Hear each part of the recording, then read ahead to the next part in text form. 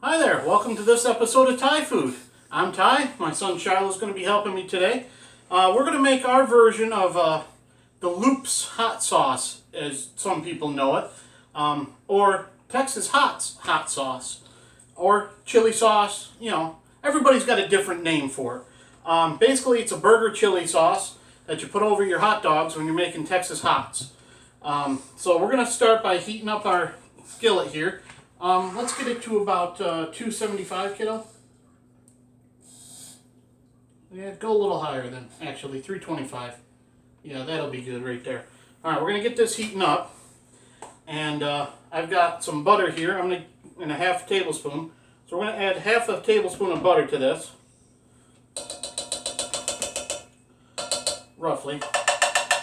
Probably won't get it all out of this, but it'll come close. Let me see that. Good idea. That's a good idea. Scrape it out with a spatula. See, you can teach them something. And I got some roasted garlic oil. So I'm using the same spoon, it's not going to hurt. And you can see it's kind of crystallized because I've been keeping it in the fridge so it'll last.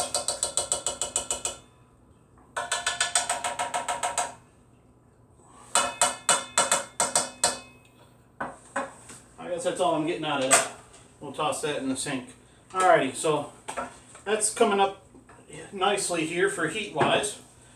I've got half an onion, half of a rather largish onion that I did like a fine dice on, because we kind of want this to almost melt in with the sauce. And we're going to go into the pan with that and get that sauteing.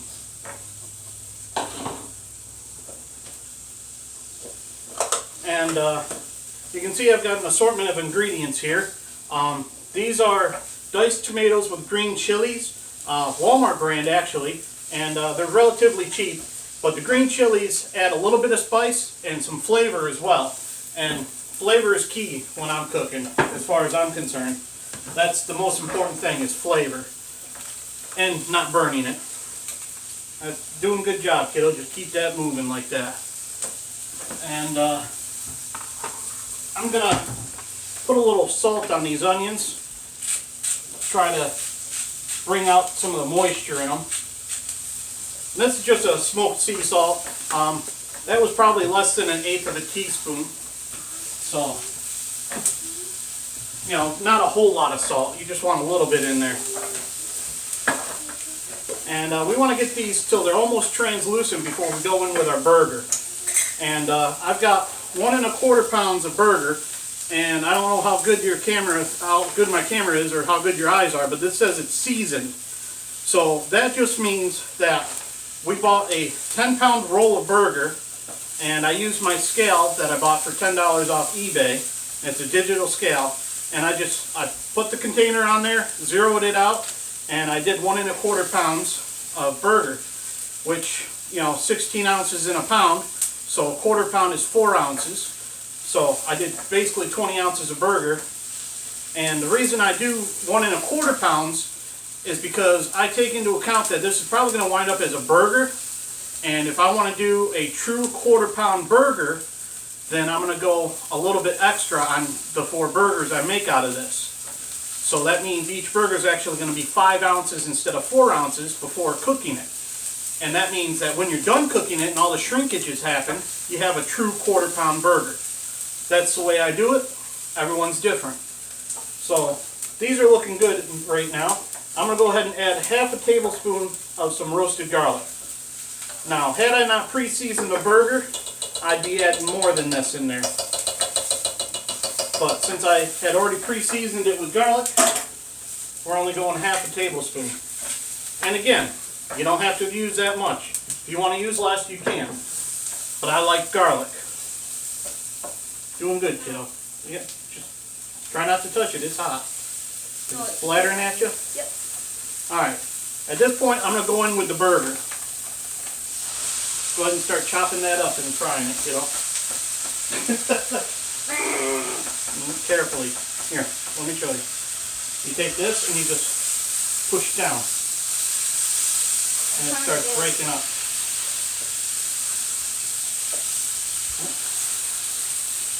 There we go.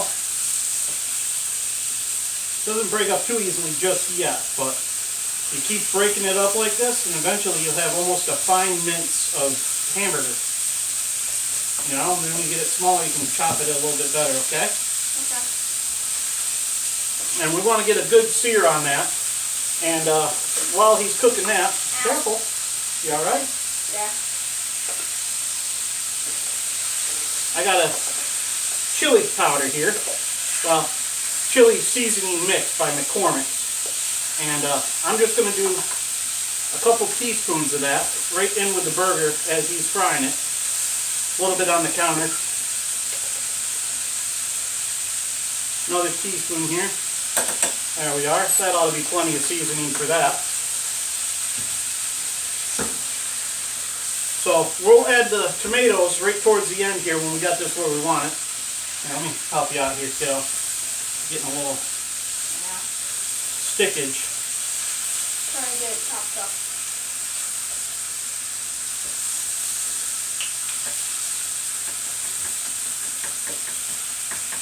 As it warms up, it's easier to chop. Yeah. See how I'm doing it though? Mm-hmm.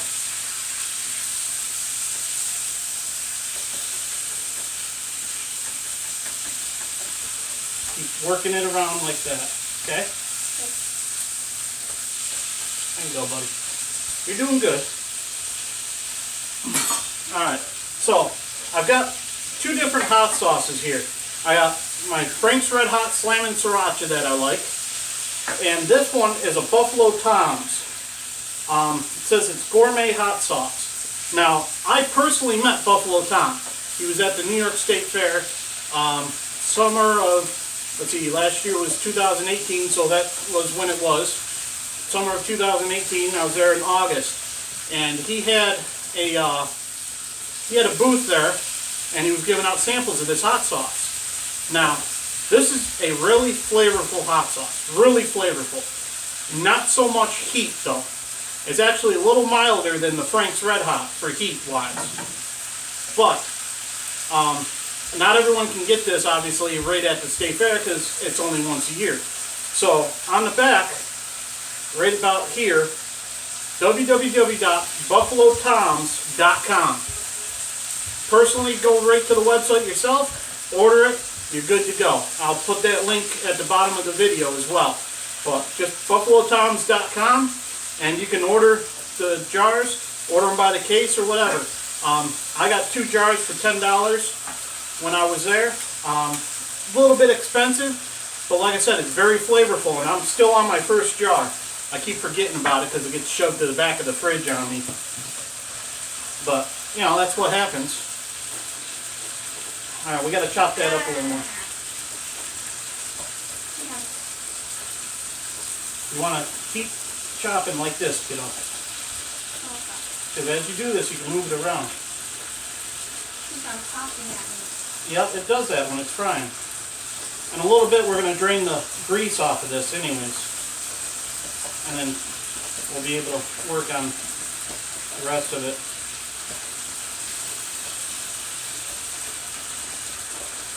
Go ahead and turn the temperature down, please. 275 too. That'll slow down the cooking a little bit here. Just have that much popping at me. Yeah, when you got something really greasy like this, it will pop at you, kiddo. And this is just a 80-20 ground mix for a burger.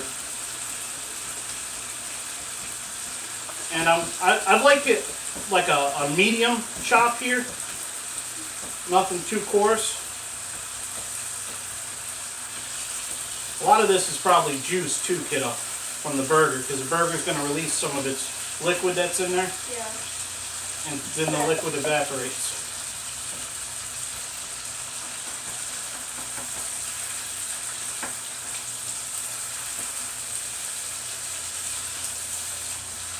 Why don't you grab that blue spatula there? We'll try that one, see if that works a little better.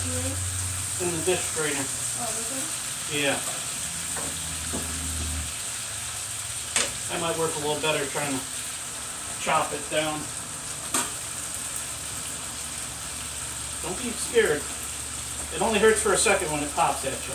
You get used to it. Believe me, this is a lot better than having a grinder spark at you. That hurts a little more. I'm just trying to get some of these big chunks cut down here as we're cooking this. I don't want to, really, really fine one, because a lot of people take and put this in a food processor and chop it up, and then it's really not much to it at that point. I like it a little more meaty. What were you asking, kiddo? I'll try to make it kind of like taco burger without the taco seasoning. Yeah, kind of like taco burger.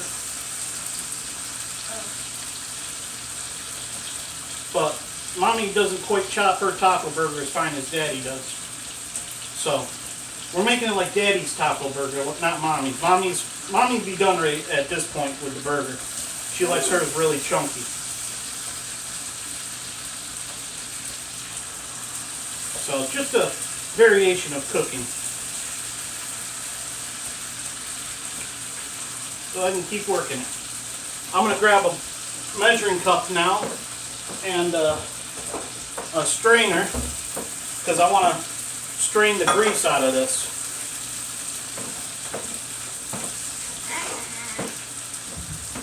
You can see I got a fine wire strainer here, and I keep that around just for this instance. Alright, go ahead and turn it off. Let's keep chopping at it here. Grease getting to you? Yeah, when it's chopped. Like pops at me when I chop it. Pops at me too. I'm just a little thicker skinned, I guess. Used to it. You can hear the burger starting to stop sizzling so much now, because I cut the heat off on it. Alright. At this point, I'm going to pour it into this and drain off as much grease as I can. Without making too much of a mess.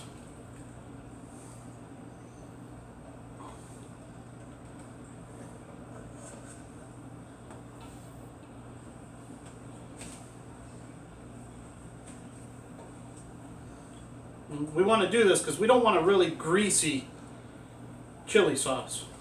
At least I personally don't.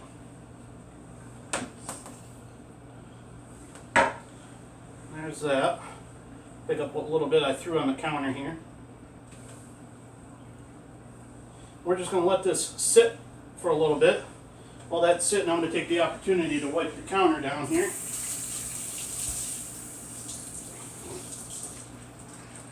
Because I made a bit of a mess making this, which tends to happen. Chefs on the kitchen and Food Network and shows like that, they don't have to worry a whole lot about their kitchen, because I'm sure they've got a staff that comes right behind them and cleans everything up for them. I try not to take advantage of the fact that my wife will probably do that for me. Try not to leave too much of a mess. Alrighty, go ahead and turn that back on. We don't want this under there. What? 275 was working.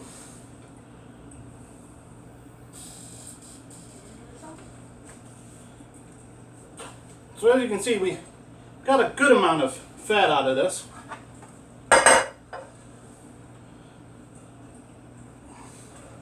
Give it a little squeeze there and stir.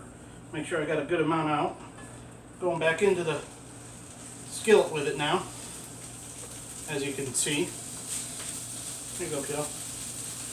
See if you can chop it up a little bit more. Might be a little easier now for you. Why are you standing all the way over here? Don't be scared.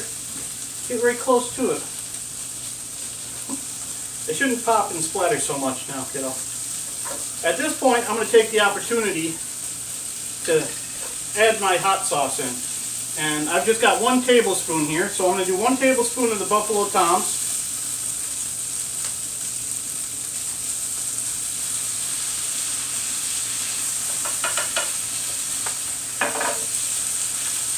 And then we're going to go with 1 tablespoon of the Frank's Red Hot. Ooh. Smell it? Yeah. And you see the Frank's Red Hot is a little thicker than Buffalo Tom's.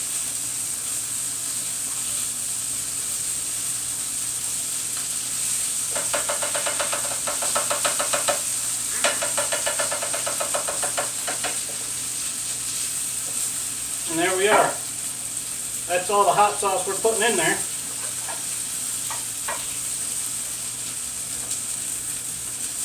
You want me to do it for a little bit, kiddo? Yeah. Okay. That's smelling really good. You want to take the lid off the tomatoes for me? I already cut it open. Whoa, whoa, whoa. I've already cut it open. You just peel up like that. Oh, I didn't see when you put it open.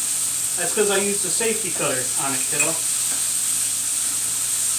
Alright, go ahead and pour them in. We're going to add 1 can of tomatoes here. Yep, pour it right in. Juice and all.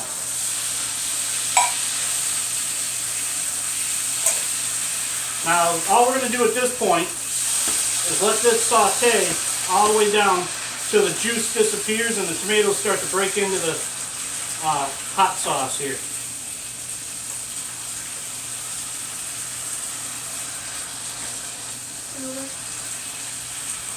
Put it by the sink, kiddo. Now, if you've got the opportunity to, I definitely recommend making this a day ahead of time so that this can season through for you. But, you know, do what you have time for. We're going to eat it right tonight ourselves. I wanted to make it yesterday, but I just felt like relaxing when I got home from work instead of making a video. So now we're doing it today instead.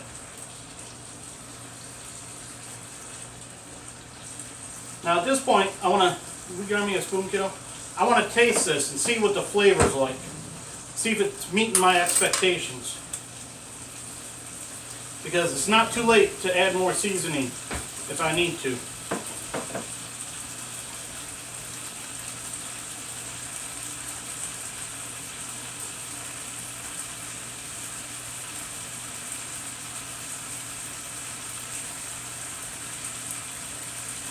The heat's definitely there. I think it needs a little more of something. Stir that, please. Let me go to my spice cabinet here.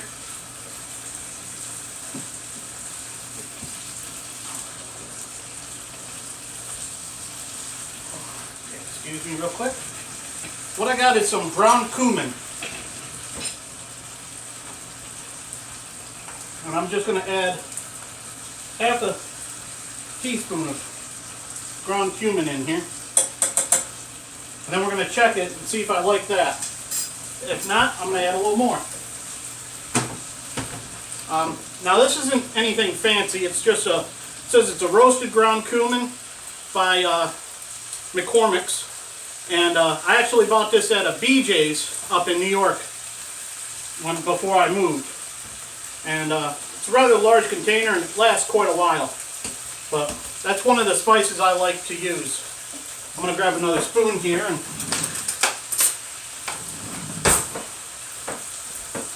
let's just make sure we got all the corners mixed in.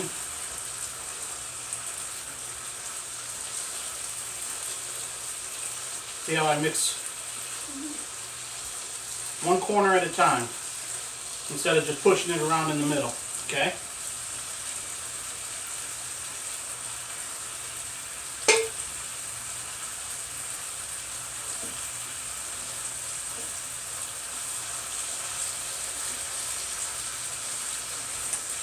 So that's better, but I'm going to add one more half teaspoon. So for the recipe, you're going to want to add a full teaspoon of this, along with 2 teaspoons of chili powder. And that's going to totally take that right where I want it.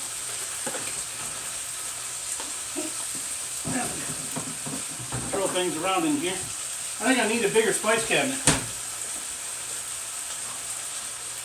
The heat's perfect on this. It smells like chili every time you put it in. Yep. well, cumin's the main spice in chili powder, kiddo. Now, obviously, if you want it spicier, you can go with something hotter for a hot sauce, or you can just add a little bit more hot sauce to this. This is going to be spicy for him, and it's going to be spicy for my wife. I think it's just right for me. So, I'm pretty happy with it. Go ahead and turn your heat off, kiddo. Got it right where we want it. So, I just happen to have a couple perfectly cooked Hoffman hot dogs for me, thanks to my wife April. And I also have some spicy Hoffman mustard here. I'm going to get this mixed up.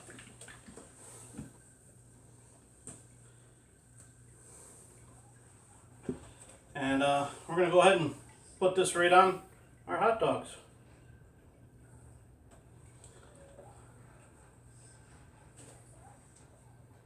You can see it's not as red as some of the other hot sauces. And I could change that with a little smoked paprika in here. But I'm going to go with the more natural look here. It's all in how you want to do it. I've made this several different ways. And this is probably different than the way I made it last time, to be honest with you. Because I usually just dump and pour and do whatever my heart feels like doing at that time. And like I said, it gets made different all the time, usually. But now that I've got this video, I'll probably have to watch the video again to remind myself what to do. Now that I've made it this way, and I'm happy with it. So, go ahead and put my spicy mustard on there. Or my Hoffman mustard.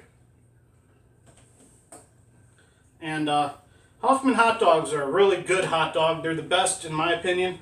I've tried Zwagler's out of Rochester. I think that's where those are from. Rochester has their own. Buffalo has their own. I've tried the Nathan's. If I can't get my hands on the Hoffman's, I will eat Ballparks. But it's like a all beef ballpark that I'll eat. So I'm picky when it comes to the hot dogs, really picky. But I buy the skinless Hoffmans because my wife can't really eat the skins in the hot dogs because of some medical issues.